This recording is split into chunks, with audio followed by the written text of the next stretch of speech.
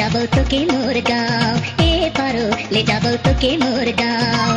आयो के बताबो बाबा के सुनाबो, आयो के बताबो बाबा के सुनाबो, ले जाबो তোকে মোর গাঁও, এ পারো ले যাবো তোকে মোর গাঁও, এ পারো ले যাবো তোকে মোর গাঁও। बांग्लादेश कर उहे हीरो छोड़ा, बांग्लादेश कर बिहा बाड़ी, नया नया गाना बजाएला और छोरी मन के नचवाएला, गाँव घर छोड़ा। डीजे शांतो कुमार, श्रावण मिंजी, पहाड़पुर बाजार बाजार। निवासी पाड़ा से हो तोर छन के पायल रूप में घायल दीवाना मोय, तोर लच के कमर सर के आंचल गवैया मोय। तोर छन के पायल रूप में घायल दीवाना मोय, तोर लच के कमर सर के आंचल गवैया मोय। पारो मोय दीवाना होलो, पारो मोय दीवाना होलो, पारो मोय दीवाना होलो, पारो मोय दीवाना होलो। ले जाबो তোকে মোর গাঁও, এ পারো ले যাবো তোকে মোর গাঁও, পারো রে ले যাবো তোকে মোর গাঁও।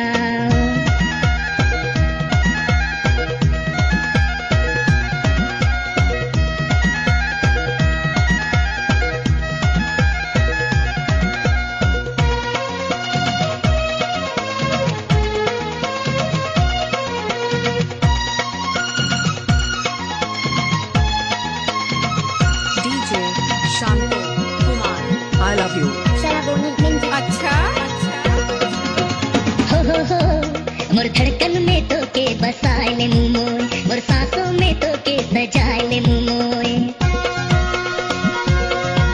मोर धड़कन में तो के बसाए ले मोय, मोर सांसों में तो के सजाए ले मोय। तो हित मोरे सरगम पारो तोर गीत मोय गाम रे, तो हित मोरे सरगम पारो तोर गीत मोय गाम रे।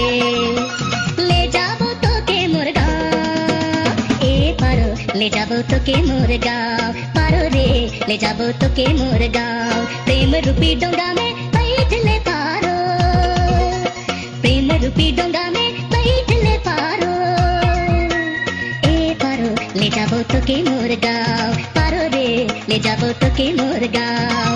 आयो के बताबो बाबा के सुनाबो, आयो के बताबो बाबा के सुनाबो, ले যাবো তোকে মোর গাঁও, এ পারো ले যাবো তোকে মোর গাঁও, পারো রে ले যাবো তোকে মোর গাঁও, এ পারো ले যাবো তোকে মোর গাঁও, পারো রে ले যাবো তোকে মোর গাঁও। डीजे शांतो कुमार, पहाड़पुर बाजार।